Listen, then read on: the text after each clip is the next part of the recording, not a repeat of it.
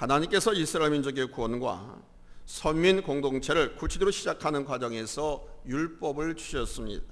이 율법은 하나님의 백성이 어떻게 하나님을 사랑하고 어떻게 이웃을 사랑하며 살아가야 하는가를 보여주신 말씀이자 규율입니다. 이 율법의 말씀을 근거로 해서 이스라엘 민족은 살았고 그로 인해 하나님의 백성으로 설 수 있었습니다. 그리고 그러한 이스라엘을 우리 하나님께서는 직접 인도하시고 다스리셨습니다. 그리고 때가 되매 그 아들을 이 세상에 보내셨습니다. 제2위 하나님이신 성자 예수 그리스도께서 이 땅에 오신 것입니다. 예수님께서 공생의 사역을 마치시고 하나님의 뜻인 십자가와 부활 승천을 이루신 후 이 땅에 이제 성령께서 임하셨습니다.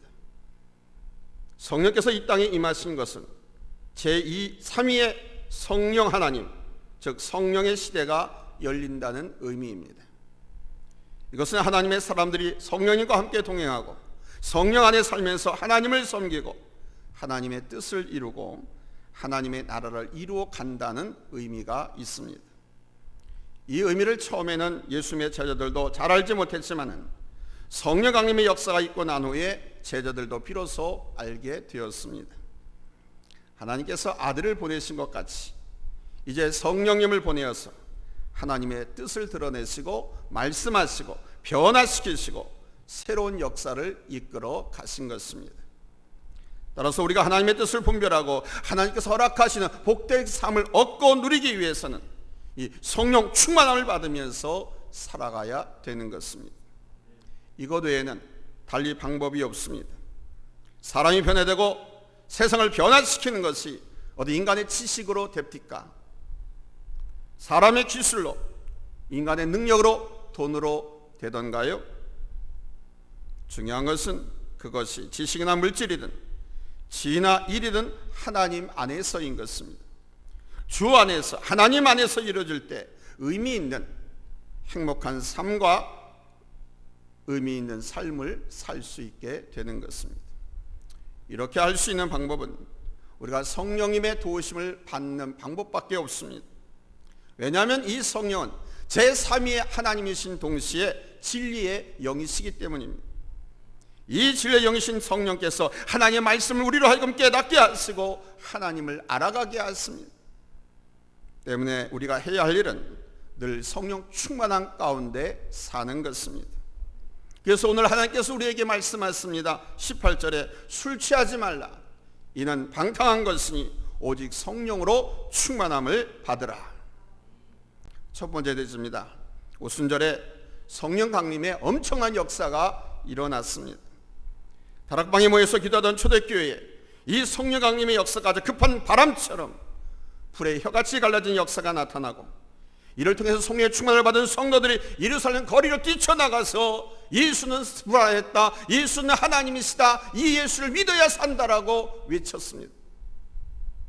이전까지만 해도 사실 초대교회는 세상 밖으로 자신들을 당당하게 드러내지 못했었습니다. 예수님께 십자가에 못 박혀 달려 돌아가신 후 제자들은 뿔뿔이 흩어지거나 꽁꽁 숨었습니다. 커바디스라는 영화 있죠. 이 커바디스라는 영화를 보면 성도들이 모여 숨어있는 집에 베드로가 찾아와서 문을 막 두드립니다. 그때 집 안에 있던 한 소녀가 작은 문틈으로 문 두드린 사람이 누구인지를 확인을 합니다. 그리고 그 목소리와 베드로임을 확인하고 나서 문을 열어주는 장면을 볼 수 있습니다. 이것이 초대교회의 현실이었습니다. 십자가 사건은 AD 313년 우리 기독교가 로마의 국교가 되기까지 교회는 그러했습니다. 감히 드러내놓고 예배하고 자신들을 나타낼 수도 없었습니다. 그러한 초대교회 안에 성령의 강력한 역사가 나타났습니다. 이전까지 경험하지 못했던 강렬하고 뜨거운 성령의 역사로 성도들이 막 불타올랐고 더 이상 두려워하지 않고 예루살렘 거리로 뛰쳐나가서 복음을 전했습니다. 저들은 각 지역에 각 나라의 방언을 통해서 복음을 전했습니다. 사도행전 2장에 나타나고 있는 방언이 무려 16개 정도가 됩니다. 16개의 방언이 나타났다고 하는 말은 16개의 국어로 초대교회 성도들이 복음을 전하는데 각 나라의 자기네 나라 말로 들렸은 겁니다.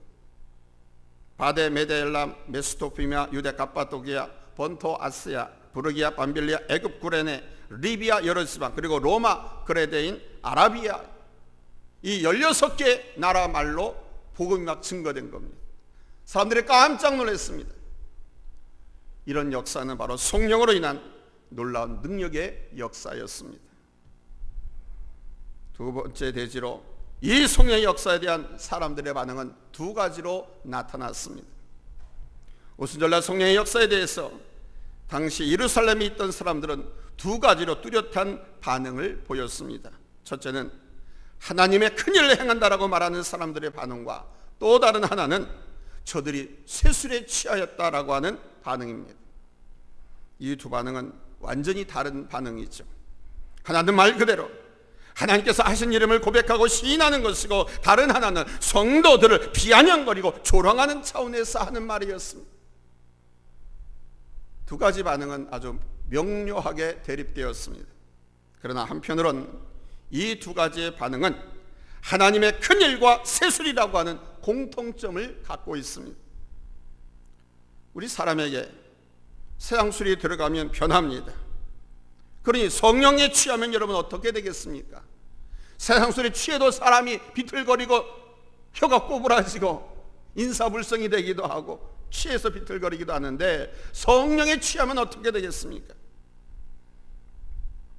예수님의 십자가로 인해서 두려움 가운데 숨어 지내던 사도들과 성도들이 거리로 나가서 자신들을 나는 그리스도인이라고, 나는 예수 믿는 사람이라고, 하나님의 택한 백성이라고 당당하게 드러내고 복음을 전했습니다. 그런데 그 복음을 들어보니까 자기네 나라 말로, 자기들이 살고 있는 지방의 방언으로 그 말이 들리는 거예요. 지금 그 말을 하는 사람들이 무식한 어부나 목수나 목동이나 배우지 못한 불황무식한 사람들인데, 그들이 각 나라 말로 방언을 하는 거예요. 그러니까 깜짝 놀랐습니다. 이걸 이해하지 못하는 사람들은 술 취한 것처럼 보였습니다. 그래서 쇠술에 취했다라고 반응했습니다. 그러나 이것은 술에 취한 것이 아니라 성령의 충만함으로 인한 것입니다. 우리가 성령에 취하게 되면 우리도 그렇게 변할 수도 있습니다. 술 취한 것과 성령 충만한 것에는 공통점이 있습니다. 그 공통점은 뭐냐? 첫째, 술에 취하면 용감했습니다. 술에 취하면 그 실기운에 무서울 곳이 없습니다. 위아래도 모르죠. 심지어는 경찰도 모릅니다. 그러나 성령에 취하면 전능하신 하나님의 능력으로 그 사람의 심령이 강해지고 담대해집니다. 두려움이 없어집니다. 베드로와 요한이 복음을 전한다는 이유로 사이들은 공에 붙잡혀가서 한 말 여러분 기억하십니까? 하나님 앞에서 너희 말을 듣는 것이 하나님의 말씀을 듣는 것보다 옳은가 판단하라 하면서 대꾸했습니다. 두 번째는 술에 취하면 노래를 부릅니다. 노래를 잘하든 못하든 흥얼거립니다. 성령 충만한 가운데 있는 사람들을 보면 정말 온 마음으로 하나님을 찬양합니다. 손을 들고 찬양하기도 하고 일어서서 찬양하기도 하고 춤추며 소고치며 찬양하기도 합니다. 성령 충만하면 온 마음으로 주변의 사람, 주변 환경 신경 쓰지 않습니다. 오직 하나님만 찬양합니다.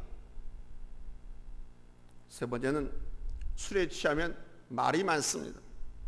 되지도 않은 말을 하고요, 했던 말 또 하고 또 하고 또 하고, 평소에 말 없던 사람이 왜 그렇게 말이 많은지. 그러나 여러분, 성령이 취하게 되면 복음을 말하게 되는 줄로 믿습니다. 복음을 말하게 되는 거예요. 예수에 대해서, 하나님에 대해서, 교회에 대해서, 성령에 대해서, 말씀에 대해서, 병자를 고친 일과 사건들을 이 말하지 않고는 건지질 못하는 거예요. 성령 충만하면, 세술에 취하면. 네 번째는 술에 취하면 대단한 힘을 가진다는 사실입니다. 술 취한 사람 감당할 수가 없습니다. 이 사람은 심지어 아무 것이나 막 때려서 붓습니다. 그러나 성령으로 충만하게 되면 은사와 능력이 나타납니다. 정신적인 향무보다 영적인 차원은 더 큰 힘을 내는 것입니다. 사람의 영이 아닌 하나님의 영이 임했는데, 성령이 임했는데, 제3위의 성령 하나님이 임했는데 얼마나 큰 담력과 용기와 능력을 나타내겠습니까? 하나님의 영, 성령께서 임했으면 그 사람은 달랐습니다. 지금 여러분은 어떻습니까? 여러분의 의식과 삶의 가치, 삶의 방식 달라지지 않았습니까? 성령의 사람은 반드시 달라집니다. 아니, 달라졌습니다. 여러분이 예배하는 것, 여러분이 일하고 있는 것을 보십시오. 스스로 그렇게 할 수 있을까요? 없습니다. 성령께서 함께 하시기에 할 수 있는 것입니다. 아픈 몸을 이끌고 피곤하고 이렇게 비바람 몰아치는 가운데 후덥지근하고 텁텁하고 짜증나는 건데도 불구하고 하나님의 교회 일찍 와서 몇 시간 전부터 점심 애찬을 준비하고 수고하고 봉사, 여러분 힘으로 할 수 있는 것 같습니까? 아닙니다. 성령께서 하게 하시는 겁니다. 여러분의 가치관과 성품도 보십시오. 많은 변화가 있었습니다. 여러분들의 모습을 제가 처음 보았을 때와 지금의 모습은요, 엄청나게 달라져 있습니다. 참으로 놀랍게 변해 있습니다. 이것을 누가 한 것일까요? 여러분 스스로가요? 아니면 제가요? 아니면 훈련이? 물론 이러한 것은 약간의 통로가 될 수도 있습니다만 구체적으로 여러분을 변화시키신 분은 성령 하나님이 있습니다. 할렐루야. 그 성령 하나님께 우리 영광을 돌려야 할 줄로 믿습니다. 나를 변화시키시고 나를 살리시고 나를 이끄시고 나를 복주시는 그 성령 하나님, 그 성령께서 여러분으로 하여금 오늘 이 자리에 있게 하시고 하나님 앞에 찬양하게 하시는 겁니다. 세 번째는 우리가 주 안에서 성숙되는 만큼 우리가 얻는 능력과 축복이 크다는 사실입니다. 고린도전서 13장 11절로 12절을 보면 사도 바울의 이러한 고백이 나옵니다. 우리 한번 같이 읽을까요? 고린도전서 13장 11절로 12절입니다. 찾았으면 아멘 합니다. 합독합니다. 시작. 내가 어렸을 때는 말하는 것이 어린아이와 같고 깨닫는 것이 어린아이와 같고 생각하는 것이 어린아이와 같다가 장성한 사람이 되어서는 어린아이의 일을 버렸노라. 우리가 지금은 거울을 보는 것 같이 희미하나 그때에는 얼굴과 얼굴을 대하여 볼 것이요 지금은 내가 부분적으로 아나 그때에는 주께서 나를 아신 것 같이 내가 온전히 알리라. 아멘. 마찬가지로 하나님 안에서 내가 성숙되는 만큼 내가 하나님께로 받을 얻는 능력, 축복은 엄청나게 큰 것입니다. 때문에 우리가 받은 은혜를 누리면서 하나님의 은혜를 더 알아가고 하나님을 아는 지식에서 여러분 더 자라가셔야 합니다. 성령 충만한 가운데서 예배하고 성령 충만한 가운데서 성도들끼리 교제하고 성령 충만한 가운데서 봉사하고 섬기는 그 삶을 오늘 하루, 아니 한 번 일시적으로가 아니라 지속적으로 누리는 것이 중요합니다. 그러면서 하나님의 뜻을 더 온전히 분별하고 행하면서 살아가셔야 됩니다. 이 삶을 위해서는 항상 우리가 성령의 충만함으로 살아가야 하는 것입니다. 이것은 아무리 강조해도 부족하지 않습니다. 성령 충만, 아무리 강조해도 부족하지 않습니다. 마치 이것은 등잔의 기름같이 자동차의 연료처럼 우리 안에 충만해야 합니다. 그래서 성령을 때려는 기름으로 비유하기도 한 것입니다. 여러분, 성령 충만을 위해서 힘쓰십시오. 성령 충만을 위해서 애쓰십시오. 그러면 내가 자유롭고 강하고 담대하고 행복하게 살 수 있습니다.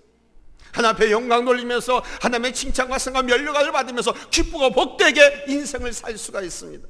성령 충만 받으십시오.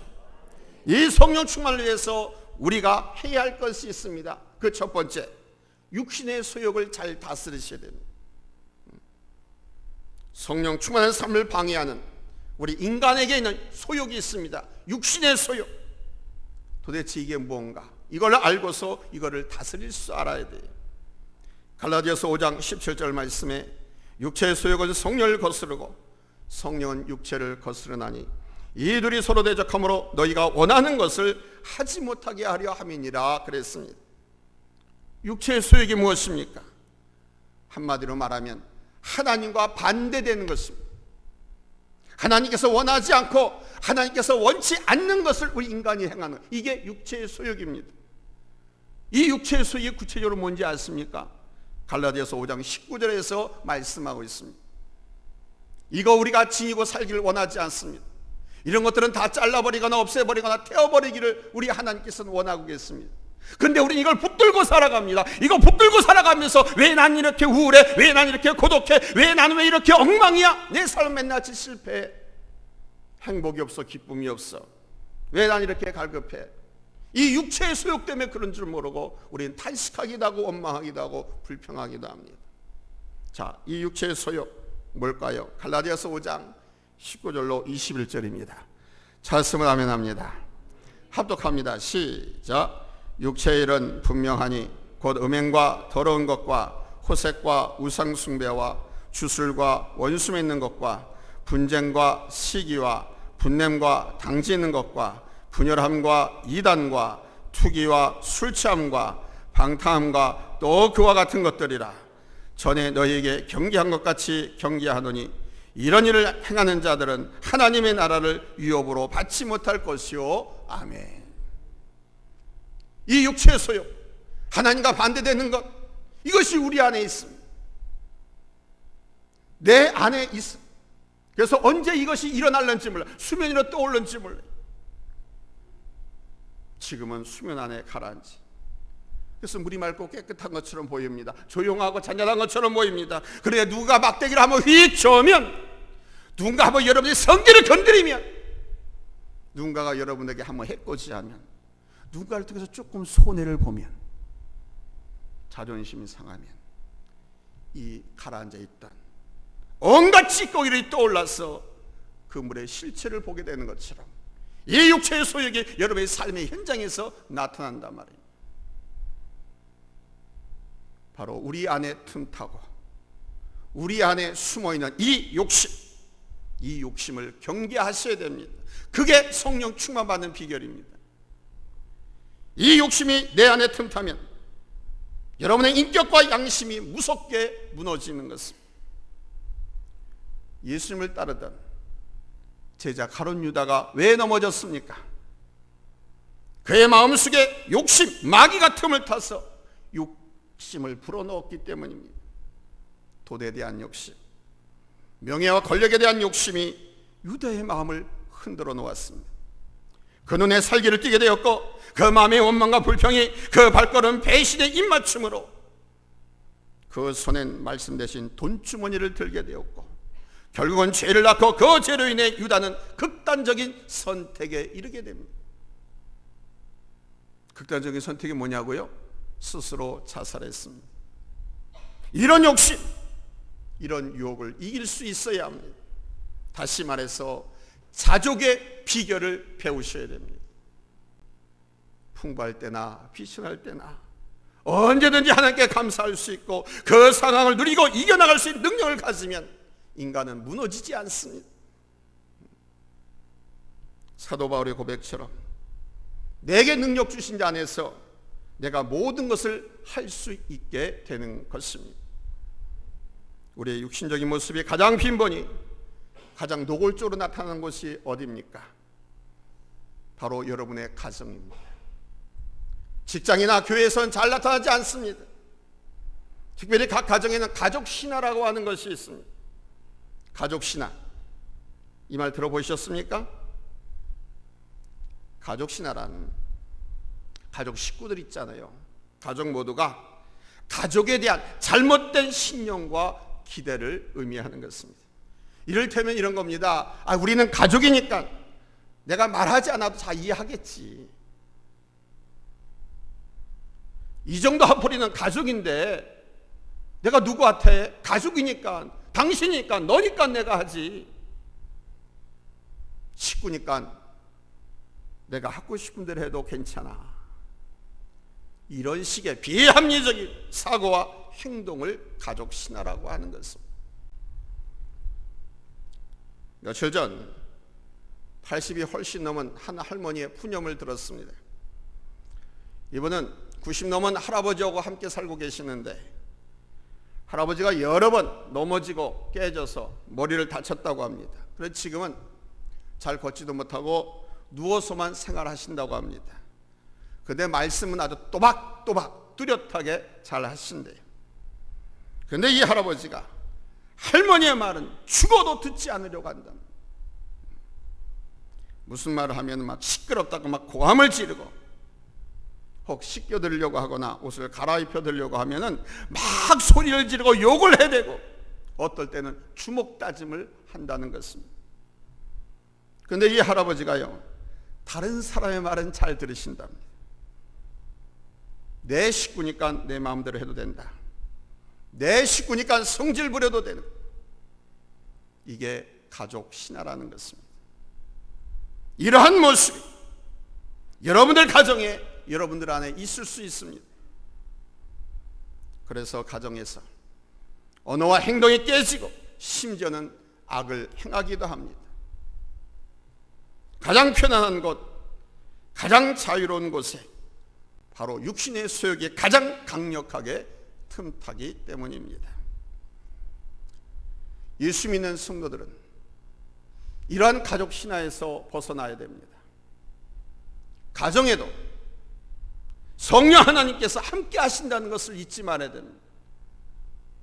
진리의 영이시고 감찰하시고 도우시고 힘주시고 능력 주시고 살리시는 하나님의 영, 그 영이 비행기를 타고 저 우주를 간들, 땅속 깊이 들어간들, 바닷물 깊숙이 들어간다들 안 계시겠습니까? 무소부재하시는 하나님이시라고 했는데, 그러니까 우리의 가정에도 이 성령 하나님이 함께 계심을 여러분 명심하셔야 돼요. 그리고 어디서든지 이 육신의 일이 틈탈 수 있다는 것을 기억하면서 여러분 경계하고 스스로를 잘 다스리셔야 됩니다. 그래야 성령 충만 받을 수 있고 성령 충만을 유지할 수가 있습니다. 그래야 넘어지지 않을 수가 있습니다. 내가 붙들 걷는 그 십자가마저도, 내가 넘어지면서 십자가마저도 쓰러뜨릴 수가 있습니다.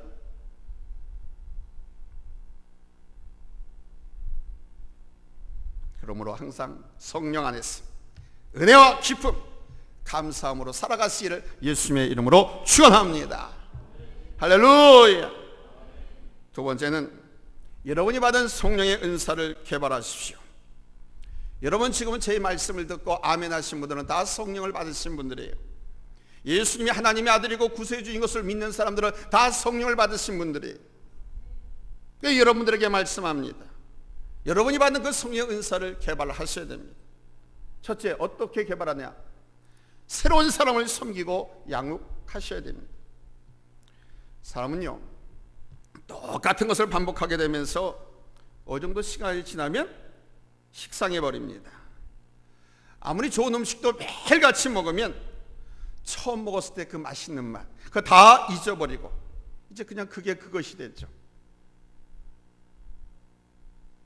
아무리 사랑한다고 떠들어도 18개월에서 30개월 정도 지나면요, 우리 인간의 뇌에서 옥시토신이라든가 도파민, 페닐에시라민이 분비돼서 우리 이 대뇌에 항체가 생겨가지고 애정 화학 물질이 사라진다고 합니다.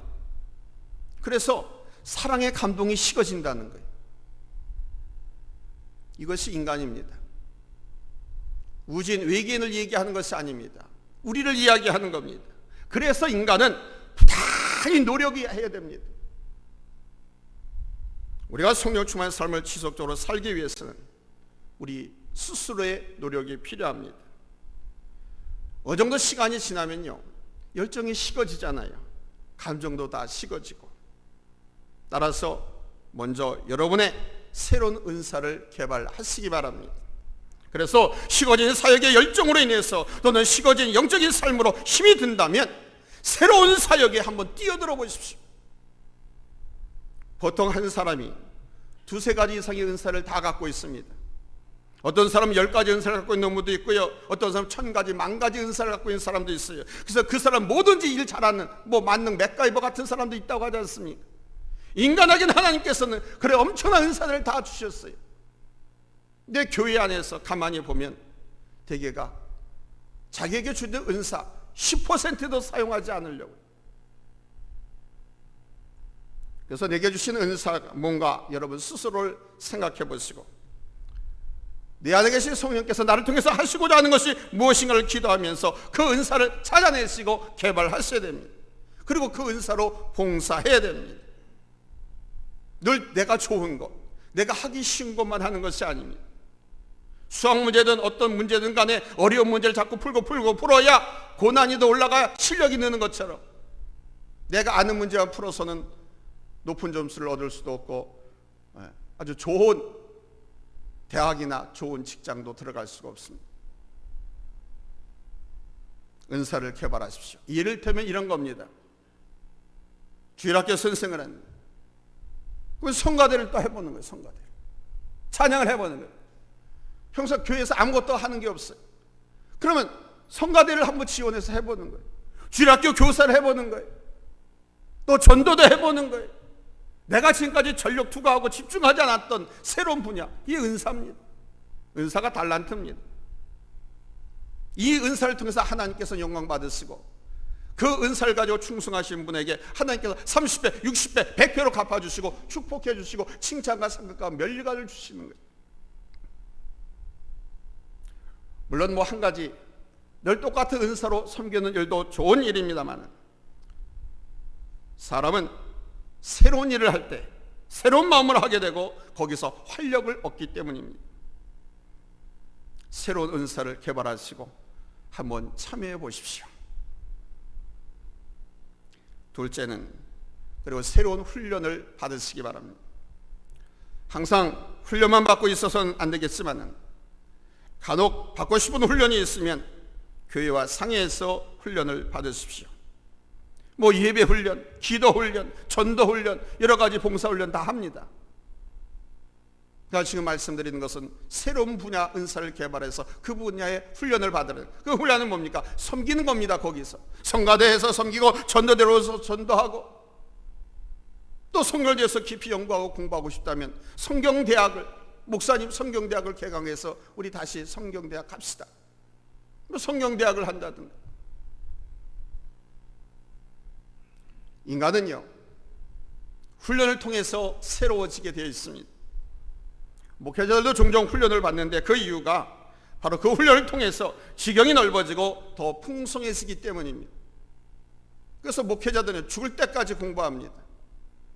저도 60이 넘어서 박사학위 땄지 않습니까? 지금도 또 공부하고 있습니다. 또 다른 박사학위를 도전하려고요. 죽을 때까지 공부합니다. 세 번째는 다른 사람을 양육하고 섬기십시오. 내가 가장 많이 배우고 잘할 때는 내가 다른 사람을 가르치고 양육할 때입니다. 스스로 그냥 성장하지 않습니다. 크지 않습니다.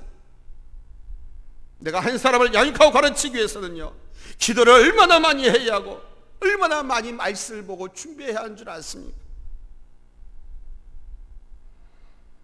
많이 기도하고 많이 말씀 보고 많이 연구하고 준비하고 그러면서 그 사람을 양육하고 가르치면 그 사람이 자라는 모습을 통해서 나 또한 배우고 나도 깨닫게 됩니다. 여기서 내가 성령 충만하게 되는 것이고 나의 더 큰 자람과 성숙이 일어나는 것입니다. 사랑하는 성도 여러분, 하나님께서 우리에게 성령을 주셔서 하나님을 알아가게 하시고 그분의 은혜를 알고 은혜 가운데서 그 능력 가운데 살아갈 수 있게 하신 것, 또한 영원한 하나님 나라의 약속을 우리에게 주시고 그 안에서 살게 하신 것이 여러분 얼마나 감사한 일입니까?